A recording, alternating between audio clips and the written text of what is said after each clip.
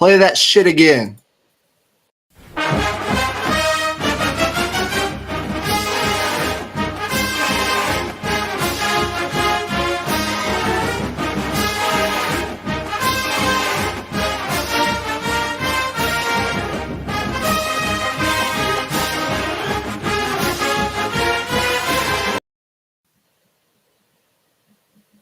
One last time.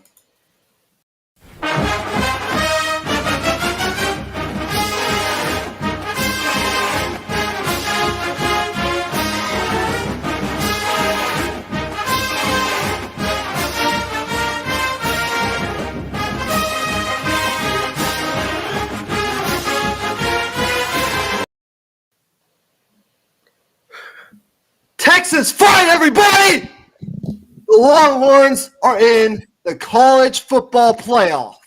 As the number 3 seed, welcome in to a special edition Sunday, December 3rd, as the college football playoff committee revealed their final rankings today. It is set in stone. Michigan is number 1. Washington is number 2. We watched that game live on a live stream on Friday night. Texas is number 3 after what happened this weekend, and Alabama is number 4 with Florida State and Georgia getting the short end of the stick. I'm so fired up, as you can tell. Emmy is fired up as well. How are you doing, Emmy? Man, what a day. Wow. Yeah. We're in, man. We're freaking in. The day at work, man, the entire morning we were just debating college football.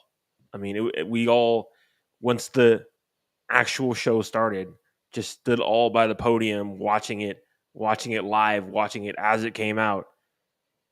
I mean, it's as good as it gets. It's as good as it gets. We'll get into it all. I'm not gonna say anything for now, but man, wow. I think a huge success for college football in terms of it got people talking this year, 100%. There was real debate. There was real controversy. There was real reason to go with any one of these last 3 teams, being Florida State, Alabama, and Texas. But, it worked out in our favor, and that's all that matters. The Texas Longhorns, not only did they win the conference championship for the first time since 2009. It's been half a generation since the Texas Longhorns won a conference championship. Not only did they do that, but now they're going to get a chance to compete for a national championship. Ladies and gentlemen, if you are as bought into the program as me, but even if you're not bought into Texas sports, maybe as deep as me or Emmy or anybody else that we've had on this show before, this is huge. Like, it can't be understated enough. At the beginning of the season, if you would have told me the Longhorns make the college football playoff, I would have said that's a hell of a season. That is automatically a success. And we're going to get into what it means for Texas later on the show. But I want to get your opinions. I think we should start by going back to this weekend, kind of giving a recap of what happened, what our takeaways were, and what our thought processes were as the events unfolded yesterday and the day before that with the Pac-12 championship. So I think we start with the big stage, and that was Alabama and Georgia yesterday. What were your thoughts as you watched that game unfold in Atlanta? Yeah, well, we talked before the game on this show about one of the worst case scenarios is Alabama winning, and the Alabama factor of it all, bringing in a team like Georgia as a team that could also upend Texas.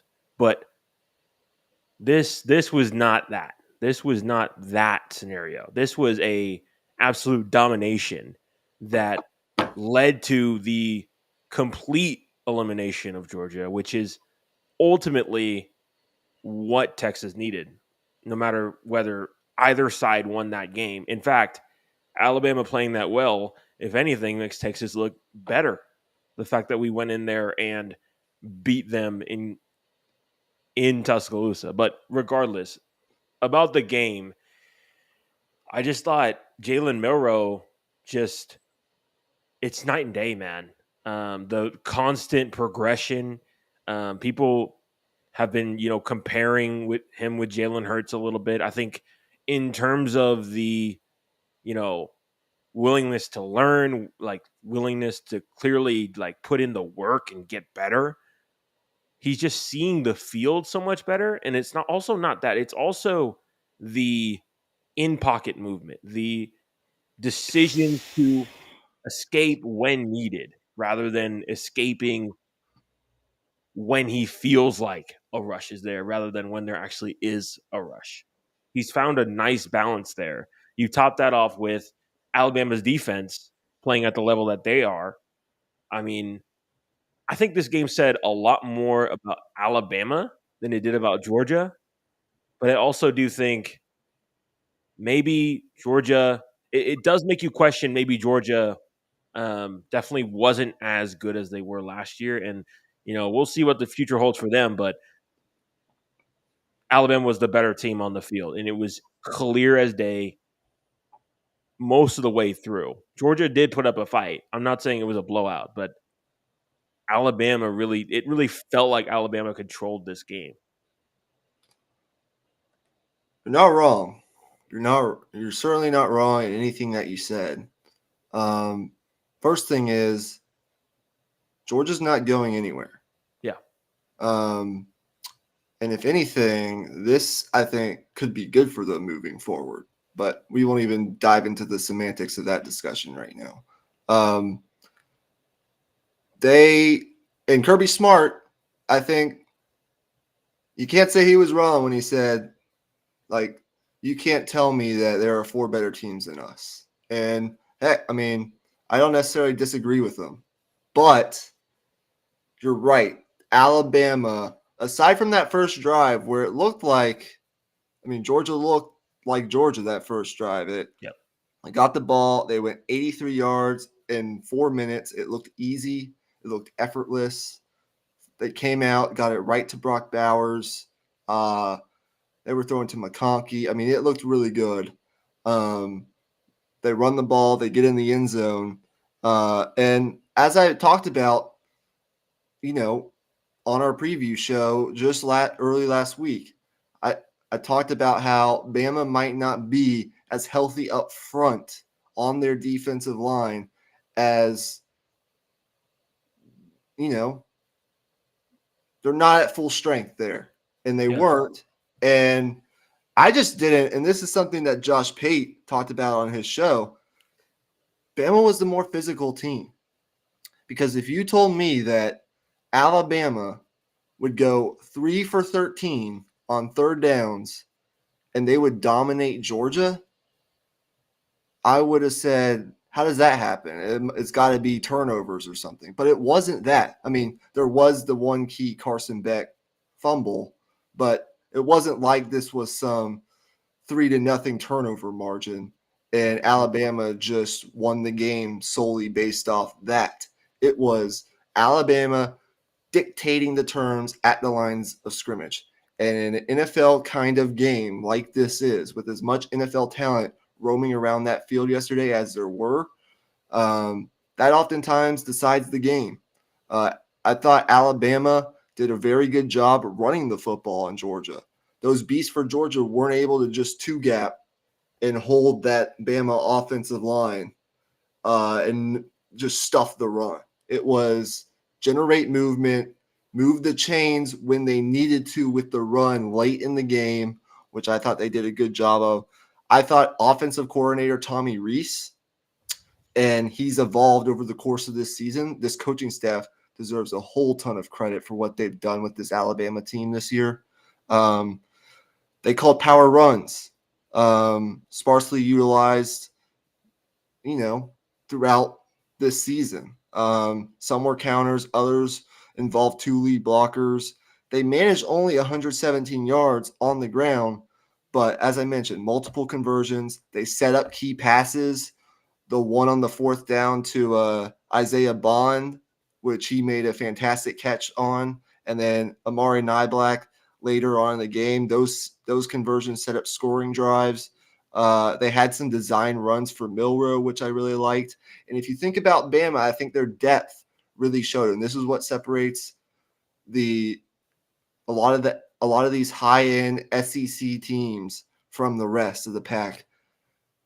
They have depth. They have guys. I mean, you can just go down the line of NFL, like next NFL players that they have on their roster. If one guy gets hurt, they have another NFL prospect ready to step up. And Jace McClellan wasn't able to go yesterday. He tried to. He went through pregame warmups, wasn't able to go. You saw him standing on the sideline, but Roydell Williams, who's a senior, stepped up big time, had a great game. Their second-year runner, Jam Miller, who's been the third string and hasn't gotten a bulk of the carries this year, he was ready to go. Williams carried it 16 times for 64 yards. Miller, 9 rushes for 23. I just thought Bama made the key plays. Georgia made a key mistake, and oftentimes that's where this game is won. So Bama is not to be messed with going into this playoff. They are, despite what we saw last week at Auburn, for the most part, 95% of what we've seen from Bama the last 2 months, you could argue, is the best team in college football. And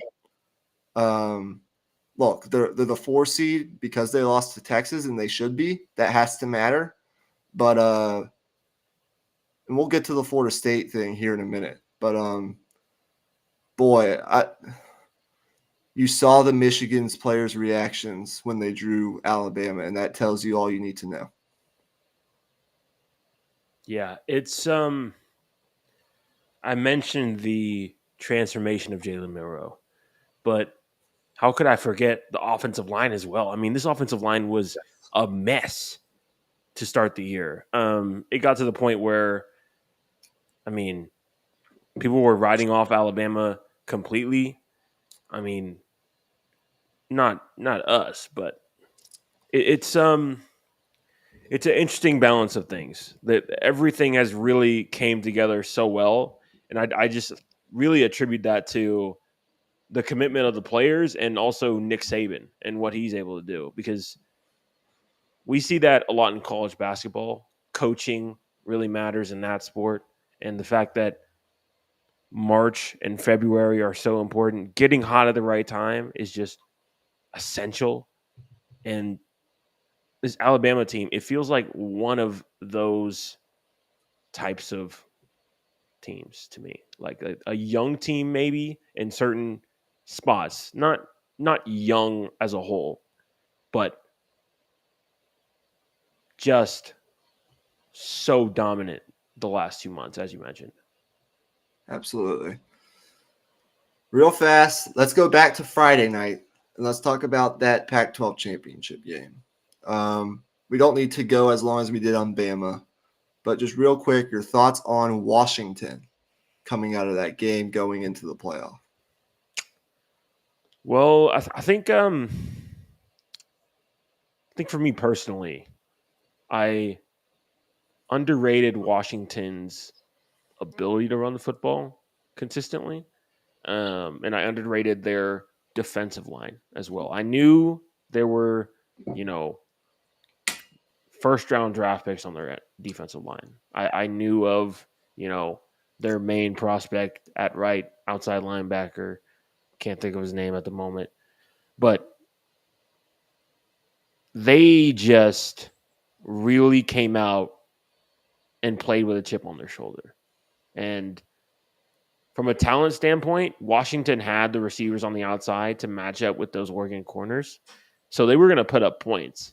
But you add the tough-nosed football, tough-nosed, I don't think that's a thing, hard-nosed football on top of it, just as an offense. The offensive line really, pulling on runs, making key blocks. just huge gaps.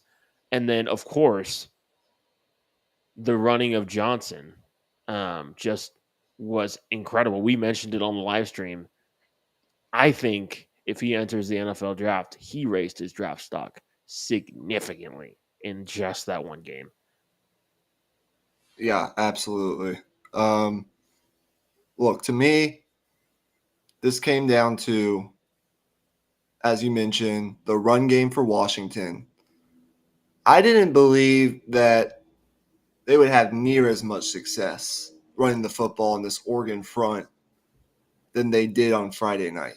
And that's a credit to, as you mentioned, their offensive line and the scheme put together by Caleb DeBoer with Dylan Johnson. I thought he ran with great vision, great physicality. He was falling forward, really leaning on the Oregon defense. This offensive line was getting out in space, making key blocks. And when you have a run game like that, and then you have a quarterback like Michael Penix Jr. with these weapons, uh, it's going to be hard to stop. Now, Oregon made a run in that football game. It was largely Washington early. It was really all Washington early. But then Oregon, they get the touchdown going into half. They get the touchdown coming out at half. And then they eventually take the lead. I believe it was 24-20 at that point after being down 20-3. They scored 21 unanswered points. And it was the ability of Washington, especially in a great rivalry game like this, uh, with all the marbles on the line. You lose, you're likely not going to the playoff. The winner of this game goes to the playoff. They took it right down the field. They scored a touchdown. They responded.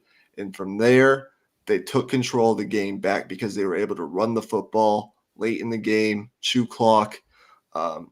In that extended run game with the short passing game to the perimeters, they were just better than Oregon on the perimeters, and they were the more physical team on both sides of the lines of scrimmage. We did not see Bo Nix and these Oregon wide receivers, although Tez Johnson did have a really good game, but for the most part, they were able to neutralize Troy Franklin, which I thought was huge. And this Oregon running game really did nothing the entire day. Jordan James had some good runs when he got in, but Bucky Irving was neutralized. And when you take two of their best players out of the equation and you're able to get some pressure on Bo Nix, as Braden Trice did, their edge rusher that who you were thinking of, and he's going to be borderline day one, day two draft pick at the very least. That'll do it. That'll get you a win in this type of game. So Washington is certainly deserving of the playoff. Some would argue they should have been number one. I don't say that I agree or disagree with that. I'm not going to get into that right now, but they did beat Oregon twice. Yeah. And people think Oregon is a really damn good football team. It's hard to beat the same team twice Yeah. in a football season. So I don't know that I'd rank them ahead of Michigan, but for the people that are making that argument, I can't tell you you're absolutely out of your mind. Yeah. There's something to it for sure. I think what that comes down to is the wide receiver talent that they possess. I think Roma Dunze and just the combination of him and who's their other speed threat? Struggling with names tonight. Jalen McMillan. Jalen McMillan, right? Exactly. Those two guys, they have their third wide receiver as well. That's really good as well. They have a nice trio there that I think you can put up against any team in the country, and you're going to be hard pressed to find a trio of wide receivers that are one that talented and productive, and two just like I think they all three of them have great chemistry with Michael Penix in their own ways. Yeah, no doubt. We have a ton of time. We've got almost 4 total weeks to dive into the playoff, dive into some of these other bowl games. The transfer portal officially opens tomorrow. That's going to be absolutely nutty. Signing day is in just over 2.5, 3 weeks for recruiting for this 2024 class. I mean, the next month, think about if you're a Longhorn fan. You're in the playoff. You have an opportunity to compete for a national championship, and now your mind is on that Sugar Bowl in New Orleans, January 1st, 7:45 p.m. Against Washington. Not only that, though, you have an opportunity to sign a third straight top 5 recruiting class, and you're likely, now that you're in the playoff, going to have a ton of success in the portal. And so there's so much, and that's just football. Basketball's doing really well on both sides. Texas women's basketball just beat UConn today for the first time in program history, and they dominated them. Yeah. They're 9-0. They're ranked 10 in the country, and they're likely moving up. Texas men's, they have a big game with Marquette on Wednesday, which we'll talk about on Tuesday. But, I mean, they're likely moving up with all the upsets that occurred this weekend in college basketball. And then you have Texas volleyball trying to defend their crown as national champions. They're in the Sweet 16 of the volleyball tournament, women's volleyball tournament. And that's going to be good. That's going to go to the wire. So it's great to be a Longhorn. Longhorn sports right now are an absolute wagon on Yeah. all. They're firing on all cylinders, and this is what we've been waiting for. This is why I started Dit Hole. Yeah. So For days like this. yes, And I know I've been like really low energy this pod, and it's not like on purpose. It's just that I'm just like really, really tired tonight. Just that it's been a long day, but man, just like you just think back to all those rough years in the late 2010s, or just include the entire 2010s. Sure, the 2010 Longhorns, I don't quite remember, but I remember them being pretty good. But beside from 2018, maybe it's been a long road. Um, and now, I mean, this is the best defense Texas has had in a long time, long time. And if Quinn Ewers comes out and plays how we know he's capable of, then we've got as good a shot as anybody. And the fact that we are familiar with this team a little bit, we played them last year, got our ass beat, adds to the fuel as well.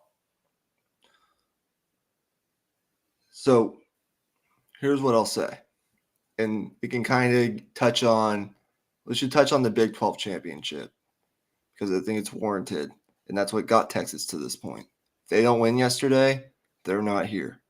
That's obvious, but I think even you can make the argument, and I know Texas fans are way past thinking about this, but if Texas doesn't, because the knock on Tech, what was the knock on Texas a couple weeks ago?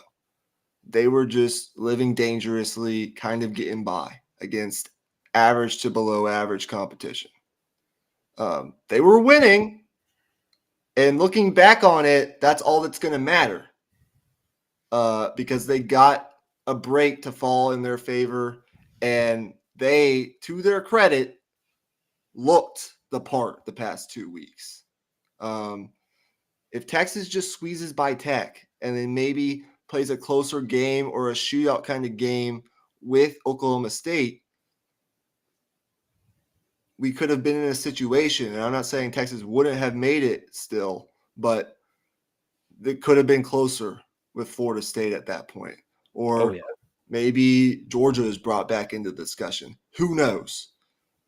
The fact that they were able to take care of business like they did, especially yesterday against Oklahoma State, against a Mike Gundy coach team that, quite frankly, has been an absolute thorn in the Texas program side for the past decade, really. in an Oklahoma State team that beat Texas last year. Um, that was impressive yesterday. And I know Yeah. people are going to say Oklahoma State's defense, it isn't good. But you play who you play. And Quinn Ewers, man, what do we know about Quinn Ewers? In the biggest game so far in his career, what has he done? What has Quinn Ewers done when the rubber meets the road? He's balled out. And I think that's an exciting proposition for going into this playoff. In the biggest games of Quinn Ewers' career, Oklahoma last year, even Alabama last year before he got hurt, Alabama this year, uh, he's balled out. He's absolutely been fantastic. And now, yesterday, setting the Big 12 championship game record for yards and touchdowns. I think he tied with Sam Bradford in touchdowns and broke the record in yards by himself, throwing for like 420 some yards in that game. Texas was doing whatever it wanted to on offense. And I'm going to be honest, I don't think the Texas run game looked that good. I didn't. I didn't think CJ Baxter looked good. I thought Keelan Robinson was really why they ended up having a decent day on the ground. He did score 2 touchdowns to really put that game away in the second half. But I didn't think Jaden Blue had the greatest of days. I didn't think CJ Baxter had a good day at all. I just didn't think the Texas run game was as good as I thought it was going to be in this game. But it didn't matter because Quinn Ewers, he played a Heisman caliber game yesterday. Yeah. And if Texas gets that, just thinking about what we could see on that turf in New Orleans in just under a month from now, holy shit. Yeah, I at some point it's going to hit me, but I'm still numb to it, I think. Once I see that team run out onto the field January 1st, maybe in attendance, who knows. It's all going to hit me and be like, "Wow, okay. This is it now." I mean, so many different points for this team where man, we won that game but by the skin of our teeth. OT against who was it? Was it Kansas State? Yep. I mean, brutal. Brutal if you're a Texas fan. Won the game, but my goodness, just the type of game that if they lost, just rip your heart out. But they won. And they continue to win over and over again in that same fashion. Get up early, like completely like lose the lead in the second half, sometimes lose the lead completely, and then get it back and somehow win a tight one. Yeah, and 2 of those games were with a talented quarterback, but a quarterback that was making his first college starts. The first starts of his college career were this year. And if Texas goes on to do great things, even if they just like beat Washington and say lose in the national championship, Texas is here part and because of Malik Murphy. He Yeah. can't be discounted. He didn't play great, but he made plays. He was part of the reason that Texas was able to go up 20 in that K-State game. Now, he was also part of the reason why K-State was able to creep back in it, and the part of the reason why it went to overtime. But he led Texas on the drive to take the lead over Houston when that game got squirrely. I thought he played a great first quarter against K-State, and Yeah. then just did enough to get Texas, to win that K-State game. So he deserves credit. Everybody overall deserves credit for where Texas Oh yeah. is right now. The defense, they have their moments of. We have plenty of time to talk about the matchups moving down the road, but when this defense has had to step it up this year, they did. And yesterday, I'm not even worried about some of the success that Oklahoma State was able to have in the passing game at times because Ryan Watts is a huge piece of this secondary, and he wasn't able to go yesterday. So hopefully, and this is what I'll say, hopefully Xavier Worthy, Austin Jordan, Ryan Watts, the main guys that were banged up coming out of yesterday's game, given they almost have a month to get healthy before the semifinal, will be healthy because Texas is going to need Ryan Watts on the field if they want to beat Washington. That's just the bottom line. And they're also going to need Xavier Worthy for that matter. But game balls, if you had to give out 3 game balls for yesterday, winning the Big 12 championship, excluding Quinn. Well, Quinn Ewers is 1 for both of us. 2 other game balls. Okay. You have to give out. Who would those players be? Okay. I know one of mine already. T'Vondre Sweat. Okay.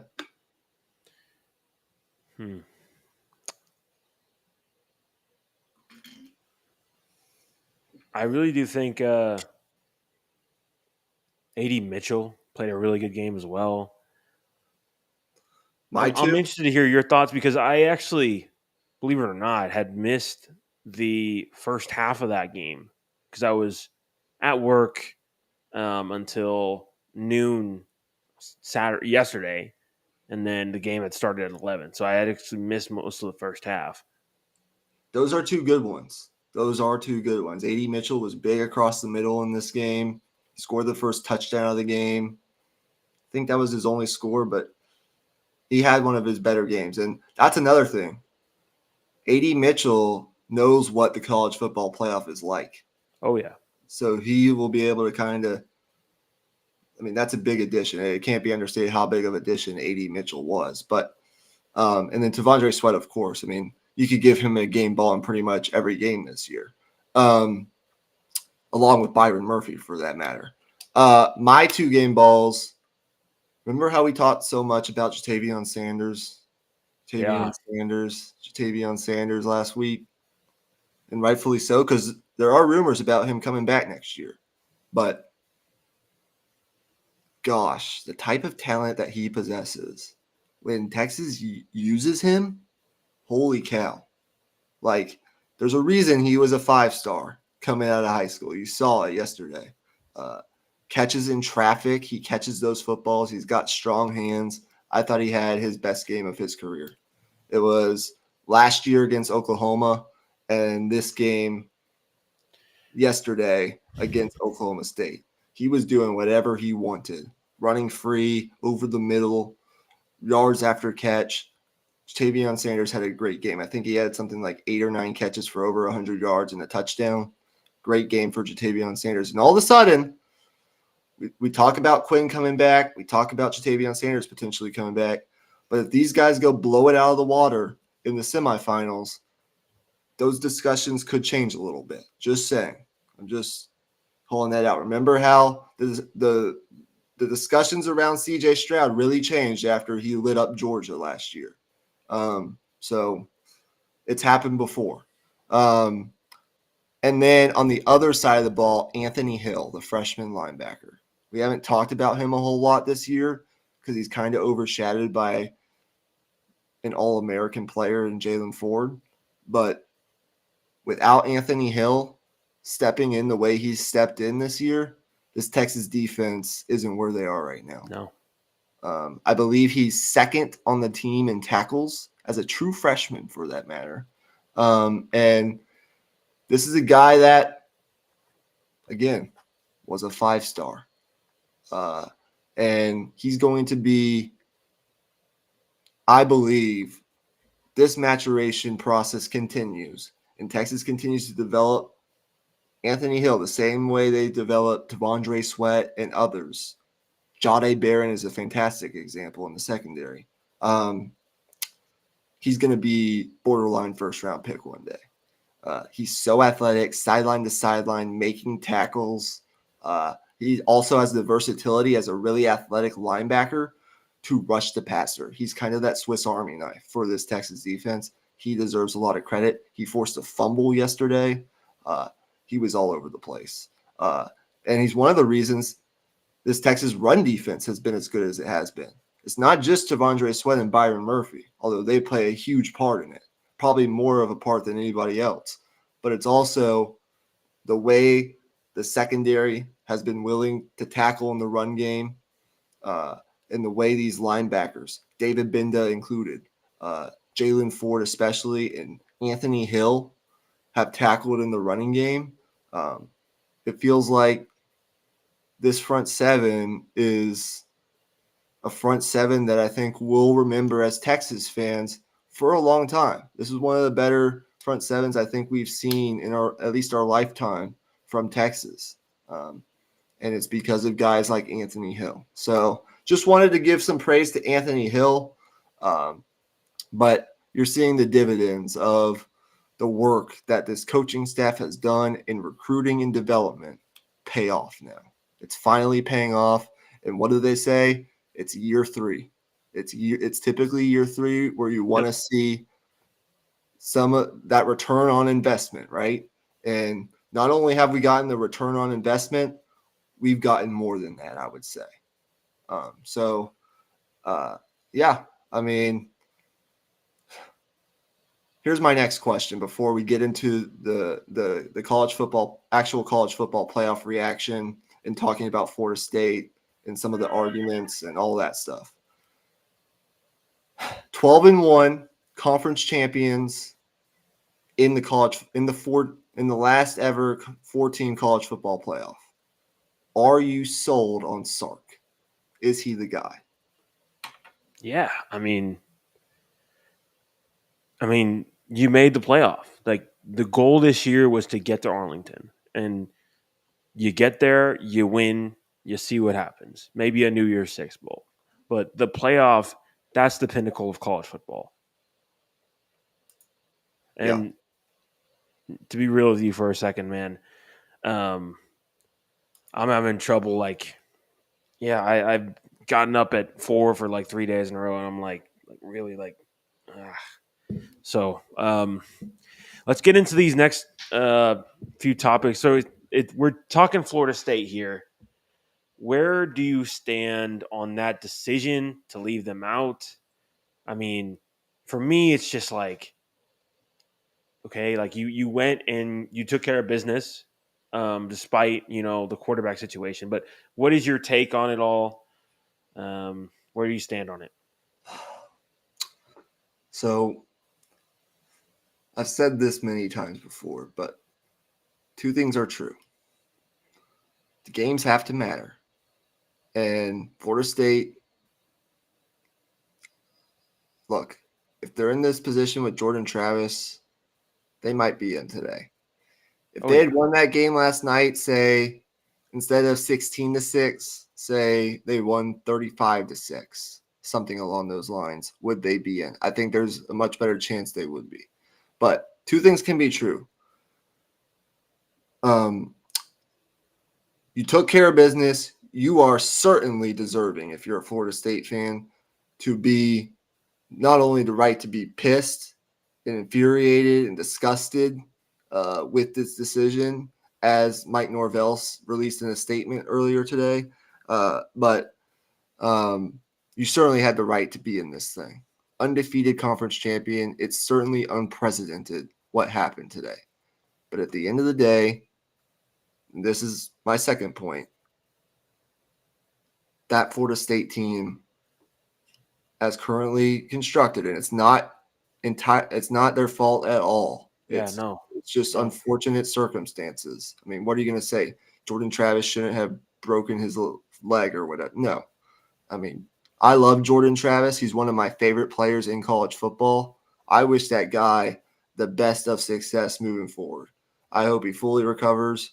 I'm rooting for Florida State.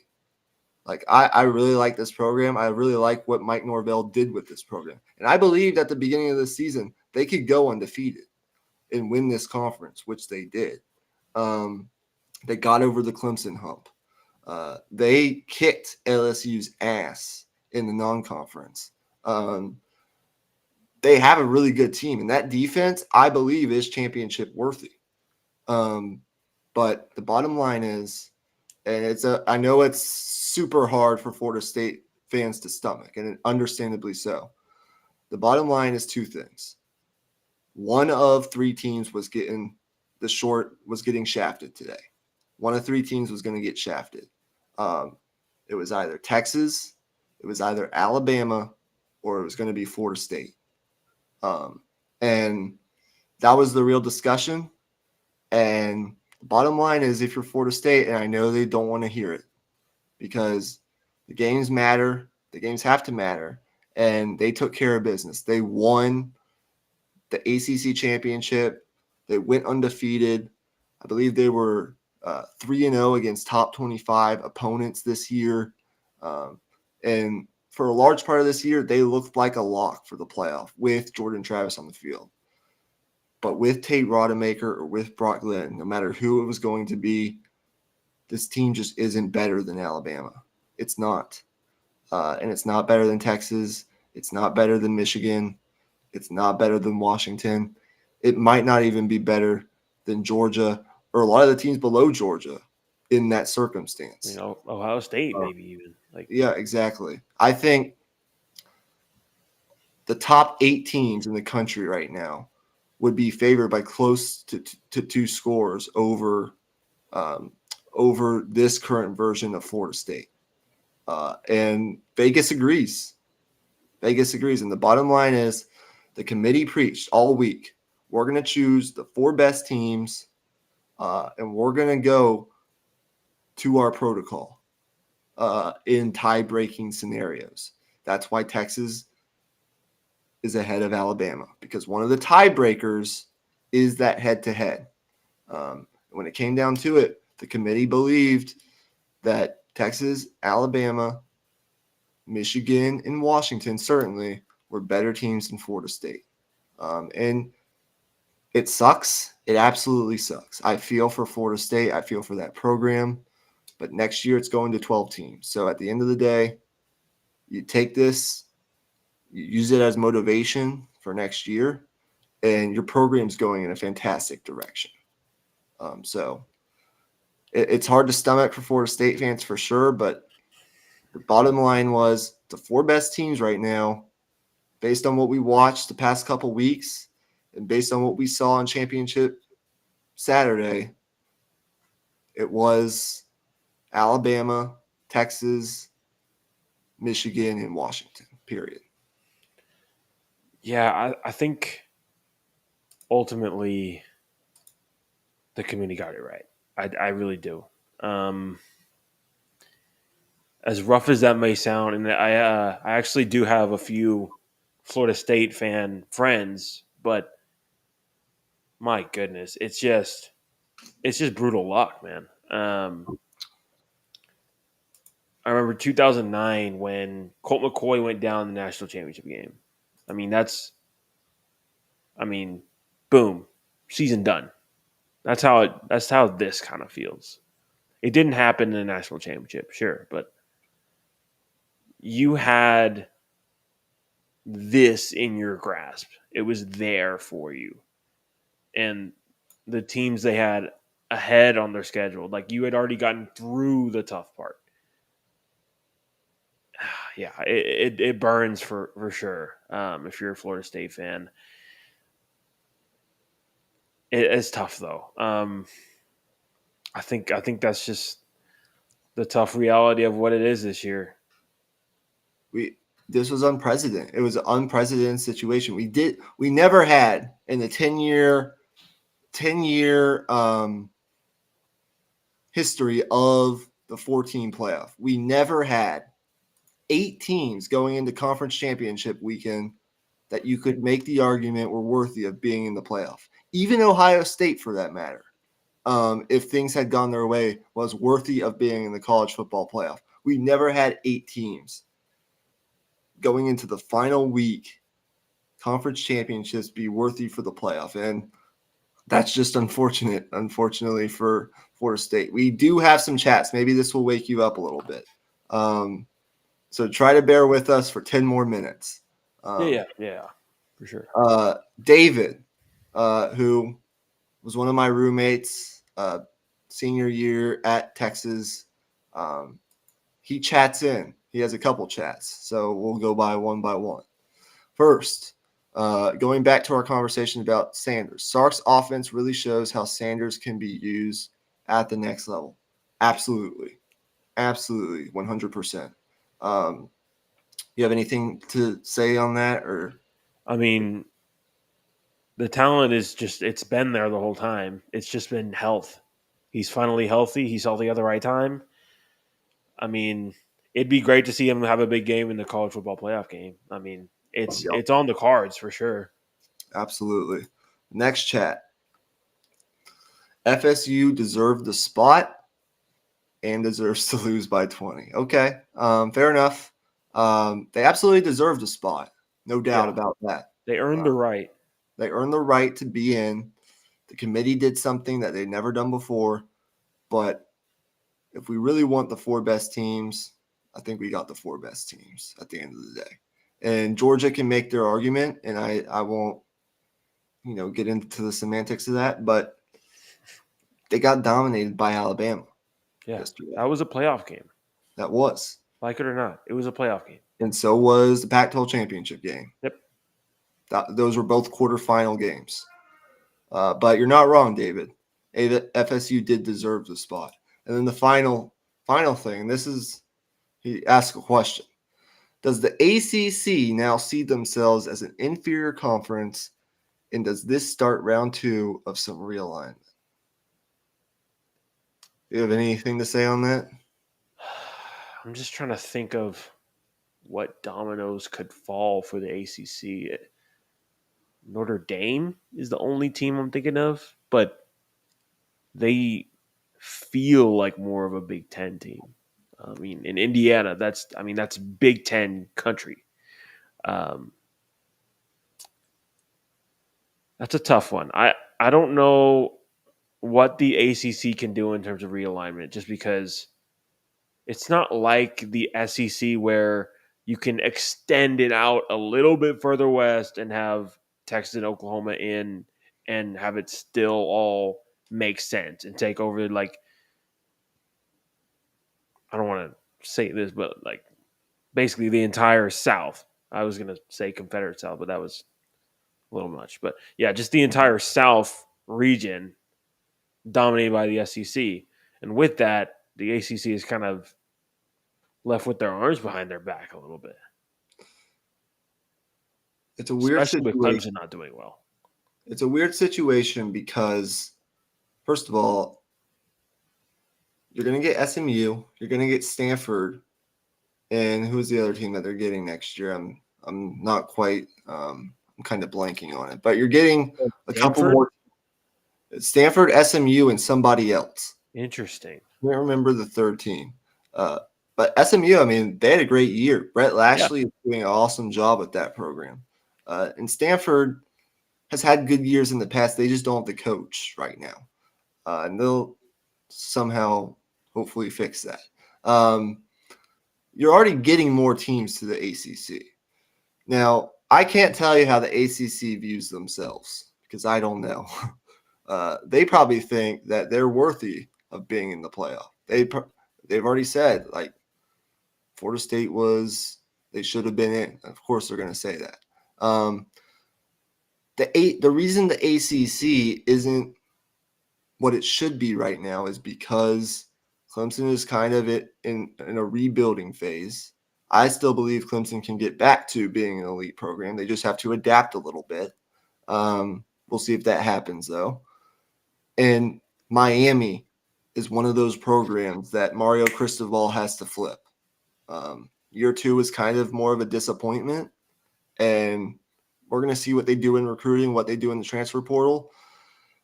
But if those programs were at the heights that they could, like, say Miami was 10-2 and Clemson was an 11-1 team this year, like, we would view the ACC entirely differently than we do right now. Louisville was the second best team in that conference this year, and I watched that game last night. I think that was a representation of kind of the weak nature of the ACC this year. But I don't think this is a conference discussion. I think it's just a matter of fact that Florida State got screwed because of an unfortunate injury, and it's just a fact that they're not the same Florida State without Jordan Travis. Just like Yeah, Texas would not and should not probably be in if, say, Quinn Ewers was out for the year and it was Malik Murphy. Like we saw that K-State game. It looks totally different with Malik Murphy than it does with Quinn Ewers. yeah. Same can Here's be what said I'll for say about okay. the Go ahead. comparisons to 2014 Ohio State. It's different because Ohio State would have not made it if not for that 59-0 beatdown of Wisconsin in the Big Ten championship. Right. Like in two entirely different scenarios, where on one side you have Cardell Jones and Ezekiel Elliott doing what they did. On the other side of things, I mean, Florida State benched their quarterback at halftime, essentially. They went to Wildcat offense. That is what they went to. Like you're not doing Wildcat offense in a college football playoff game. Like you're just not. You can't. And you certainly ain't doing against Texas. You certainly ain't doing Hell against no. Michigan. Any of those teams. So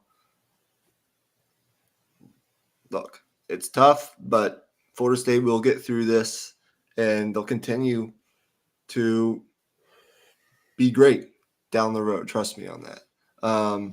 So for the last 5-ish minutes, and I know it hasn't hit you yet. I know you're tired, which is understandable. Yeah. No, dude. Yeah.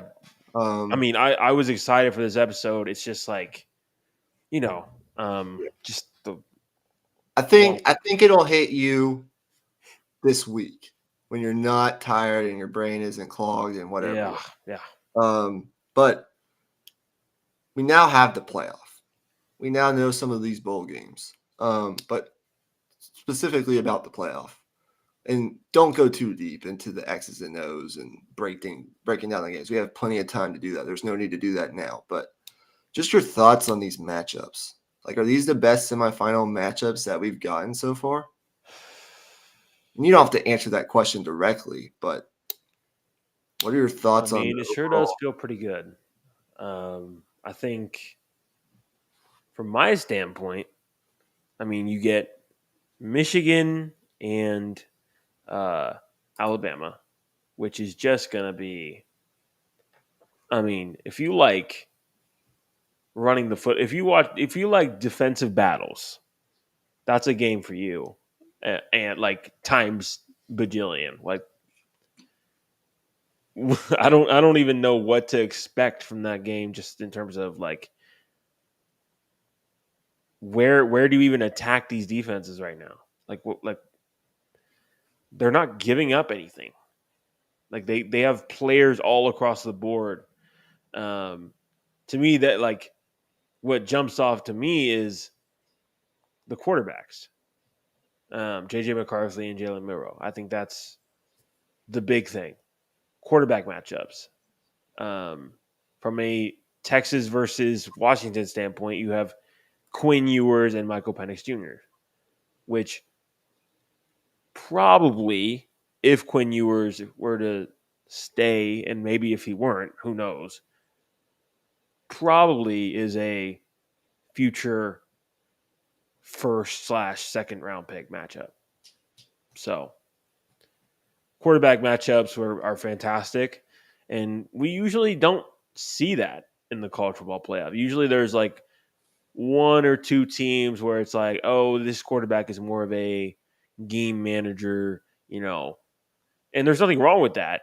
It's just this brand of football that we're going to see. We're going to see some quarterbacks at the top of their games, playmaking outside the pocket, the like arm talent down the field. We're going to see high level football.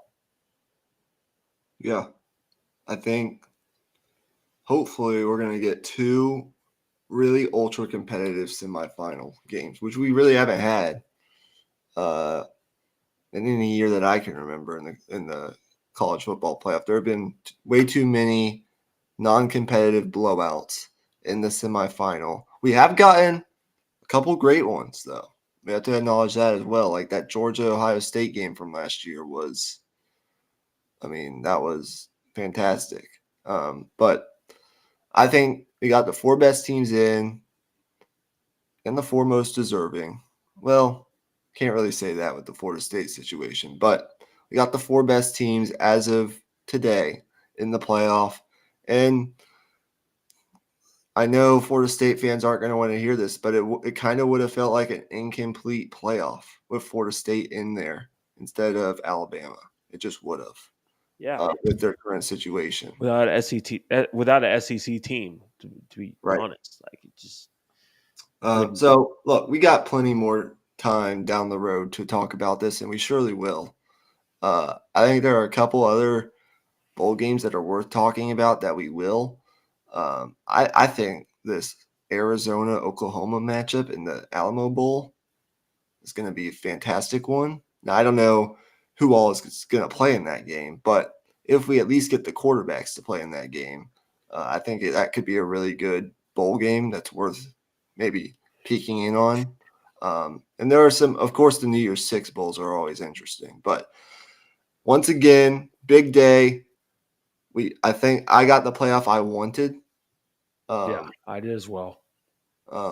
We got Michigan, Bama in the Rose Bowl. Just think about those two historic programs, big brands, Saban, Harbaugh in the Rose Bowl in a semifinal. And then we get Texas and Washington. New age, two really good offensive coaches that have brought their programs back to prominence. Sark with Texas, Kalen DeBoer with Washington. And one thing I'll say about Washington, the year before, the year that Kalen DeBoer was hired, and I put this out in my Instagram story after Friday night's game, or going into late night Friday, early Saturday. Kalen DeBoer came in the year before Washington had gone 4-8. They were a bad football team. He gets Michael Penix Jr. in the transfer portal, and that really changed a whole lot. And since he came to Washington, he's 24-2. Both losses, of course, coming last year.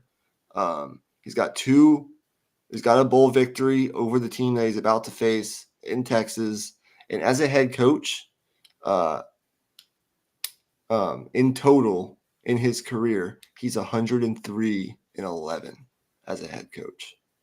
Kalen DeBoer is a really goddamn fucking good football coach. And I think Sark is potentially approaching that level, but I mean, got to give credit to Kalen DeBoer. Give that man his respect. He deserves it. Okay. I'll let us get out of here now. Thank you to all, including David, for tuning in and engaging in the chat. This was a special episode of Deep in the Heart of Longhorn Sports here on Sunday night, December 3rd, as the Texas Longhorns, 12-1 Big 12 Conference champions, are in the college football playoff with an opportunity to really do something special this year and potentially win a national championship, which, to be honest with you, I didn't think was possible to start this year. I thought Texas had a really good shot to win the Big 12. I predicted them to go 10-2 and win the Big 12, but I did not think something like this would have been possible. But it was, and we'll talk about it a whole lot more, along with college basketball discussion coming up later this week. So thank you guys for tuning in. Hook 'em horns, and we'll see you this week for what could potentially be more of a wild week with what I'm hearing on the Shohei Ohtani front. And sorry I couldn't bring more energy tonight, but I mean, I'm not gonna let us bring us down. You know, it's a historic day, man. It's no matter how tired I am, I had to do this podcast. Like there was no way I was missing this. Exactly, and there's so much going on, so we'll have no shortage of things to talk about on Deep in the Heart of Longhorn Sports. We got this playoff to talk about now for a month. Our team is in it. Our team is in it. It's different than past years. We have a vested interest this year, real vested interest this year. And so thank you to college football for just being great once again. Hopefully this season, I'm not talking about you in particular, but I'm not saying you were a casual, but hopefully this year has gotten more people's attention about Right. Yeah. for college football. Like that's, I think it's the perfect momentum to build into what next year is going to become with the 12 team playoff and home playoff games for certain programs and just wildness with realignment and what the Big Ten is going to become, what the SEC is going to become with Texas and Oklahoma going. Boy, I couldn't be more excited. Yeah. So thank you. Good night. Sleep good, Longhorn fans, and we'll see you on Tuesday for another edition of Deep in the Heart of Longhorn Sports. Hook 'em. Peace out. Longhorns. Peace out. And it's still